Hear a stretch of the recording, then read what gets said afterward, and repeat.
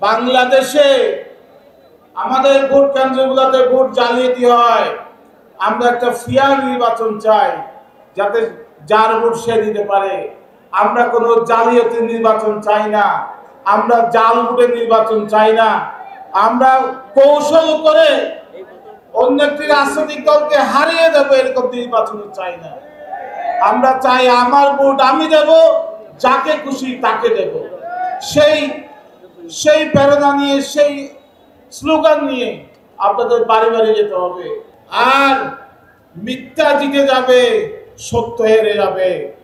আমরা চাই সত্যের একটা মহাশক্তি আছে এবং তরুণদের একটা শক্তি আছে। দুই শক্তি মিলে আপনারা শক্তিবান হন এবং ধানের শীষে বিজয় না হওয়া পর্যন্ত আপনারা যাতে কাজ করতে থাকেন, এটাই আমি কামনা করি আপনাদের কাছ থেকে। বিএনপি যা করেছে দেশের মানুষের সংস্কারের জন্যই করেছে। বিএনপি, আপনারা জানেন যে আমরা ৩১ দফা কর্মসূচি দিয়েছি। ৩১ দফায় ২ নম্বরে আছে একটা সম্প্রীতির বাংলাদেশ আমরা করব। সম্প্রীতির বাংলাদেশ মানে কি?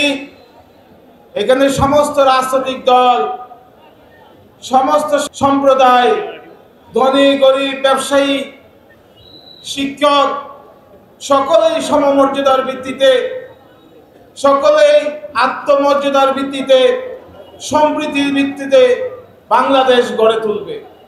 এটাই কিন্তু তারেক রহমানের ভাবনা।